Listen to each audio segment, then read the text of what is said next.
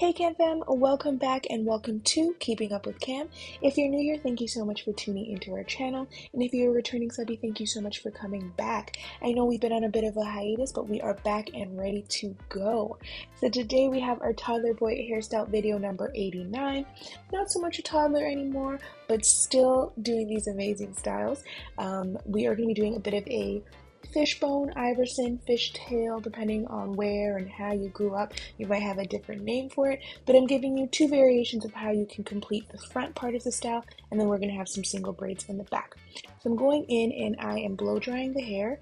I washed it previously and then I left it for a day or two just to have product in it, do the LCO, LOC method, and then now I'm going in, added a little bit of water so that I'm not blow drying dry hair, and I've blow dried the hair.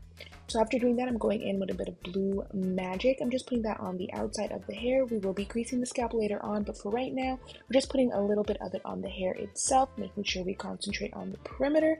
We want to get all of the hair coated, and we want to make sure we're working with well product hair, because again, as I always say, when you're doing a protective style, you want to make sure the style is protecting the hair, and by doing any style on dry hair, we are not protecting anything. We are just opening up their hair for damage. Alright, so we're going in and parting the hair. To do this, I'm going to be using the African Pride Black Castor Magic Braid, Lock, and Twist Gel. Now, I am still on a mission to find a good gel. After the whole Shine and Jam decline, it's been kind of hard to find something that works well, the right consistency, and is cost effective, because gel is like $1 million at this point. So with this gel, I would recommend. I haven't had any issues so far. I use it for his hair, I use it for my edges. I've done it with him for ponytails as well as braiding. There's no cast, there's no flakes. It holds for what I need it to hold for, and I don't see any issues. So I would recommend this if you're looking for something new to add to your routine in terms of gel. So as you can see here, I started out with my part from ear to ear, and it had a bit of a slant. So I'm going in and I'm just cleaning that up. You want to make sure, especially if your little one has moving scalp, that you are holding these sections taut so that you can see where exactly the part will lie once you're done braiding. You don't want to pull and grab their hair or anything like that, but you want to make sure that it's tight enough that you can see what the scalp will look like in its rested state, and that way you are parting it correctly and you will be able to braid it correctly, and it will look like the end product that you were hoping for instead of having like a wave to it that you didn't expect. Alright, so now we are going in and I've just added some gel to that center part and we're just cleaning it up. We want to make sure it is as centered as possible. Again, you can hold the two sides a little bit taut. You want to also probably do this looking straight onto them. I do have a mirror in front, so that's what I was using to guide me. But if you want to come around to them and face them face to face, and that way you can kind of see directly where their part lines up. So after doing that, I've gone in now and I am taking the two sections one at a time and I'm cutting them into two. I am not doing it from the middle of that section, I'm doing it from the corner. We're having both sections break into four, starting at the center point. So that center of the forehead, the center part, everything is coming directly from there. So once I get a rough understanding of where I want to put that part, I'm going to go in with more gel and use that to help me clean it up. So now it's time for our Camille Rose Honey Hydrate leave-in conditioner. This is my favorite leave-in. As you can see, it's almost done and I'm actually really sad about it because this I've had for a while. It's lasted me very long. The price I got it when I first got it is a lot cheaper than what it's going for now. So I am not happy about how much I'm gonna have to pay for it, but for me it is definitely worth the price. I use this on his hair when it's stretched, when it is in its natural curly state. I use it on my own hair if it's like even in a silk press, just lightly. So I find this product is such an overall really great product. So I do highly recommend you get that if you are able to get your hands on it. So once I've done putting that in each section, I'm going to add some gel to the perimeter of this braid portion, and I'm going to use my comb to comb it in and brush it in. Now, once I've done that, I'm taking this triangular section that we're working with. I am separating just the beginning part, just that little tip, and then I'm going to go in and I'm going to separate that in two. So we're going to have two separate sides working on. We're going to have the left and the right, the up and the down, whatever you want to call it. So once I've done that first initial, I am going to be working each side at a time. I'm not going to be going one and one, left and right at the same time. So I'm going to be using the top or the left section to come into the middle, and I'm going to be using the bottom or the right section to also come into the middle. So I am starting off with very small braids because that is what we are working with here. Now take your time, make sure you are parting as neat as you can, as equal as you can, and just working on that hair and grabbing it, making sure that it is neat, because this is the beginning of the braid and you want to make sure that it gives off neat. You are able to see the definition and the braid that you are doing. As well, you want to keep in mind when their hair starts growing after the style has been in for a week or more, depending on how long you leave it in for, it's going to have growth. And if it has growth and you don't have neat, crisp lines in your part, it's going to look horrible and you're going to be like, I need to take this out already. And for the amount of time it takes for this style, you're going to want to keep it in as long as you can. So with this first variation that I'm showing you, this is going to be the quicker way to go about it. So I'm only doing 5 braids, maybe 6, but 5 braids per side. And as you can see, as you start to go along further into each section, it is going to be a bigger braid, a longer braid. So like I said, I did 5 at the top, and that's not including the first initial tip of the section. So the first one in each side is just going to be like a single braid. There's not a lot of hair, there's not much space to really grab and braid down. So don't worry about it, just do like a little single braid. And you also don't want to go too far down braiding in each braid because we're working with mostly the root and we're braiding everything into each other. So as you can see here, I'm using the bottom row or the right side and I'm braiding it up, and I'm just matching up my my parts with each other. Once you do one side, match it with the other. Doesn't have to be very hard. It is going to take some time. I will say that this is sped up, and even sped up, I feel like it's still taking long. So be prepared that this style, especially in doing it in the second variation that I'm going to show you, it takes a long little bit of time.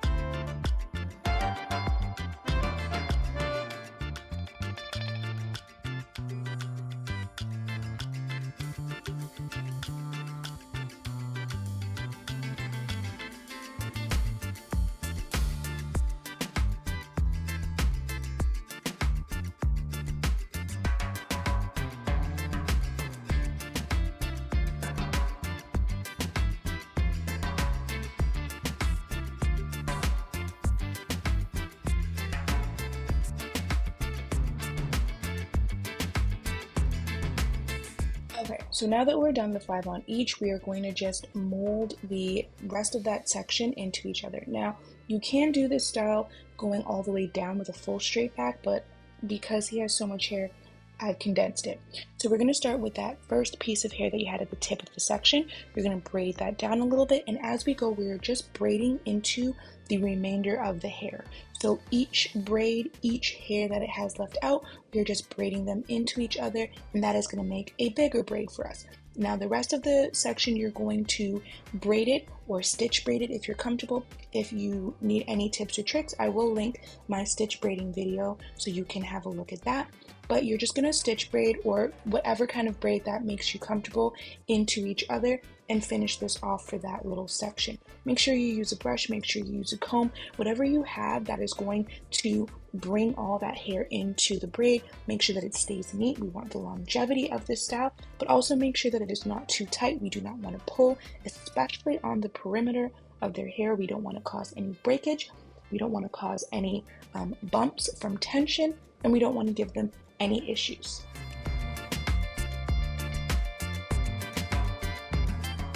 Alright, and as we get towards the end, I always make sure that I put a little bit of gel or product at the ends of it, and then I brush or comb it out. Even if you don't want to add product, just make sure that you're brushing or combing out the ends of the hair as you go, because as you braid down, everything kind of gets lumped together at the end, and you want to make sure that the hair is in its most extended state so that when you're braiding, it's going to be braided out as its full length and not just muddled up towards the end. And as you see here, I did go in and add in our Honey Hydrate leave-in to this section again, because like I said, I like working with it section by section, not just using it in the overall hair. So I went in and I added that, and I'm just going through with my brush. You can use a wide tooth comb, you can use whatever helps you detangle. And then once I'm done that, I'm adding my gel to the hair. So I'm making sure that I get it on the perimeter of my section. And then I'm going to use the comb to smooth everything through, kind of mold the section together. You want to make sure that the ends are all in towards the center as you are braiding. I use the back side of the comb to get everything in. So I'm going in again. As you can see, this is our second variation of how we're going to be doing these Iverson braids. So I'm going in and I've taken out just the tip portion and I've just braided it and left it to the side. You can braid, you can twist it, whatever you want to do. You're just putting it to the side. Then I'm going to go in for this section and I'm going to separate it straight down the middle. Make sure that everything is equal on either side, because you don't want to have a lopsided braid. You're going to definitely be able to tell when you put all the pieces together in the middle. Now I'm going in and I'm cleaning it up after I've added the gel. I do want to say that this is similar to how we did the first section, so I'm not going to go through it all the way from the beginning, but I'm going to show you what to do towards the end.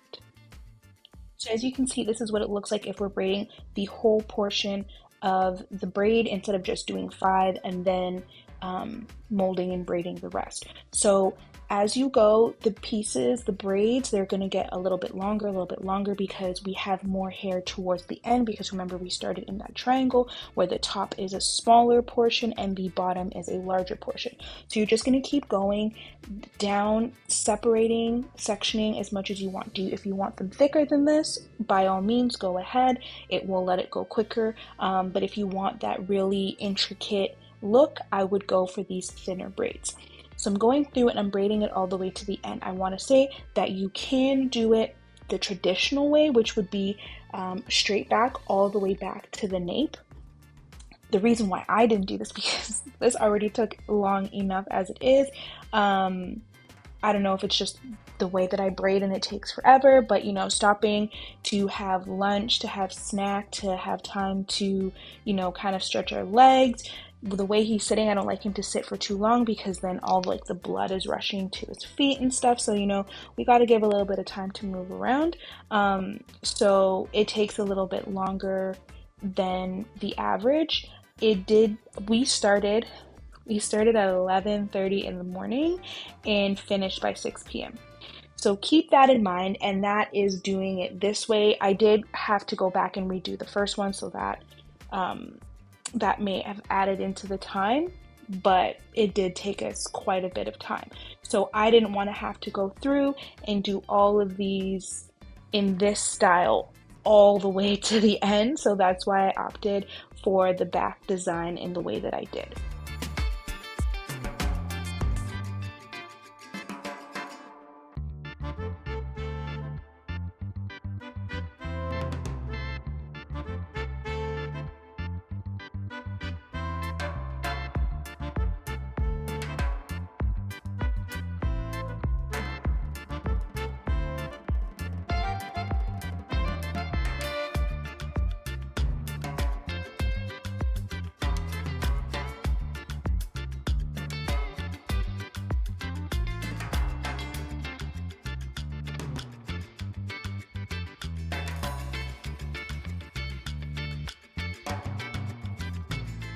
And once you're done doing both sides, because like I said, it's basically the same thing, we're just going all the way down, we are now going to braid both sides together. So we start with that little piece that we left at the top, and we're just going to braid down and collect each braid in each section of hair as we go.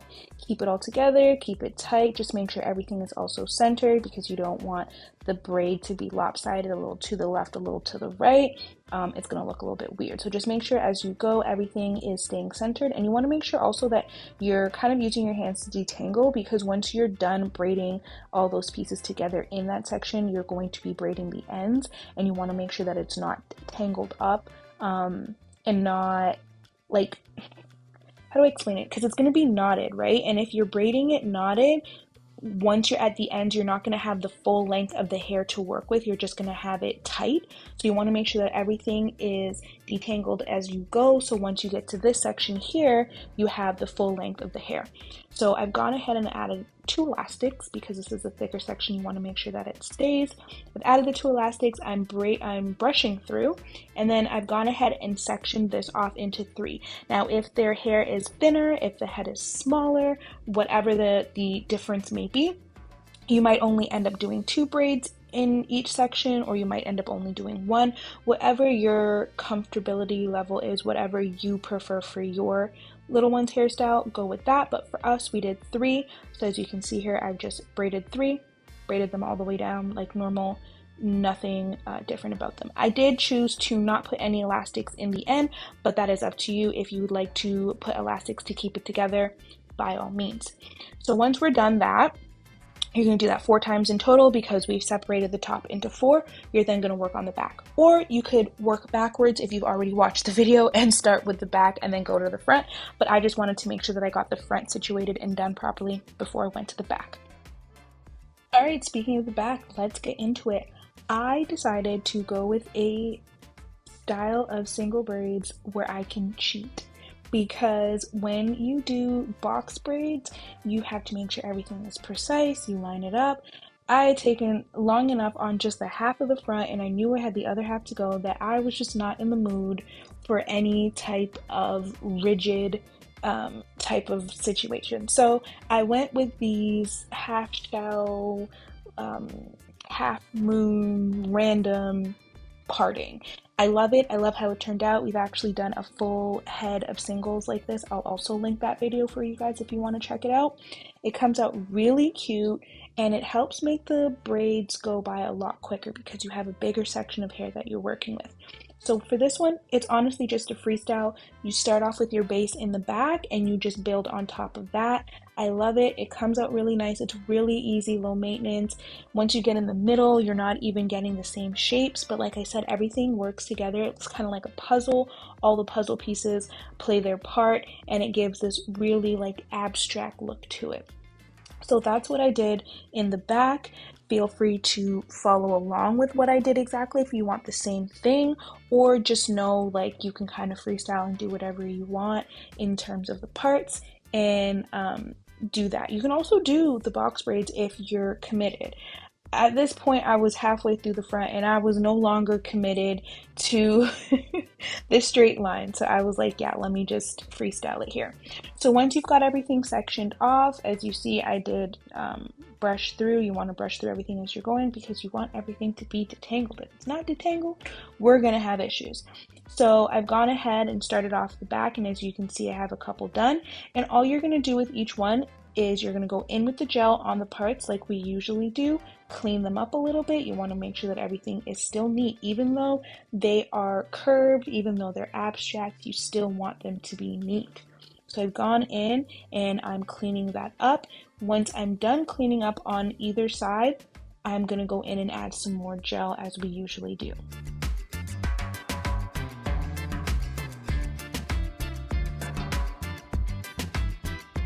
Okay, so I'm going in and adding the gel. Keep in mind that I do this because when it's a bigger section, I like for things to be neater because I know that that's going to give me a little bit more longevity in the style, especially because his hair texture and how active he is and his sleep routine. So I'm like, having the longest wear of this style as possible is what's beneficial for me. But if you do not want to use gel, you truly don't have to. If you want to use less gel, that's fine as well. You can also just use your grease if you want. So if you're using the Blue Magic, or if you're using what we usually use, which is the Kuza 100% Indian hair and hemp, 100% Indian hemp hair and scalp treatment. My goodness, that was a tongue twister. Absolutely love that one. It's just gone up in price a little bit, so I didn't stock up on that this time around. But whatever you're using, you put that in, you smooth it in with your comb, your brush, whatever you've got, whatever you like, and then you add in your elastic. Now with this section, I do recommend using an elastic at the root. We do try and not use one at the root as much as possible if it's not necessary, but because of the size of these, I would use one just to make sure that it stays neat and stays centered, especially since we're using a freestyle kind of abstract parting. But again, it's all up to you and your preference. You can even do this cornrowing these down, so you would have the cornrows of each part, and you just keep it centered, keep it going down to the back, and it would fall along the path of the braids that we have in the front. Again, up to you. That's just a different variation if you don't want to put as much gel and or use elastics in the root. There's always a way around it, always a way to keep everybody comfortable. Now, once you put your elastics in, you go ahead and you braid the hair down. Depending on how many braids you put in the top, and depending on the size of them, you could split this into 2 or 3 if you'd like, but I found that this size of the one was similar to the size of each individual that came from the top braid, so I'm like, it'll all blend and it'll all look about the same. I do kind of like to have them looking similar. I don't want some pieces bigger, some pieces smaller. Alright, we're done, but it's time for some finishing touches. Now, I don't mind too much the hair out, but it just was giving a little weird of a look, so what I went ahead and did was tie the 2 ends together into the middle, put it above the braid or underneath the braid, and just kind of blended it in, and it kind of just gave a better face shape to the style. So after I've done that, I've gone in with the blue magic and I'm just adding it to all the parts that are visible. We did add some before, but I want to make sure that I'm getting it on the scalp. Now for some shine and luster, we're going in with our trusty pink lotion brand, but this is actually a gloss. It's in a spray format. Absolutely love this. I even use this on my own hair when I do a silk press. It's beautiful.